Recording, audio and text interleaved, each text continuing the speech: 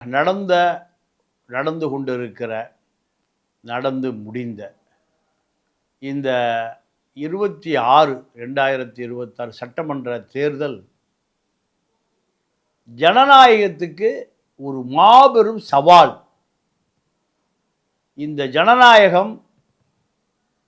ஜனநாயகத்தினுடைய வேர்கள், விழுதுகள், ஜனநாயகத்தினுடைய கிளைகள் அத்தனையும் வெட்டப்பட்டு விட்டது, வெட்டி வீழ்த்தப்பட்டு விட்டது. செந்தில் பாலாஜிகளும் தங்கமணிகளும் வீரமணிகளும்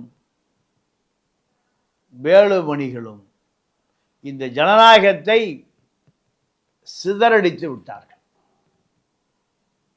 திமுக ஒரு வருடங்களுக்கு முன்பே விஷன் 200, எங்களுடைய பார்வை 200, இப்படி 200 தொகுதிகளில் இருக்கக்கூடிய வாக்காளர்களுடைய டேட்டாக்களை, புள்ளி விவரங்களை, அவர்களுடைய முழு விவரங்களையும் பெண் நிறுவனத்தினுடைய கணினியில் பதிவு செய்யப்பட்டு விட்டது.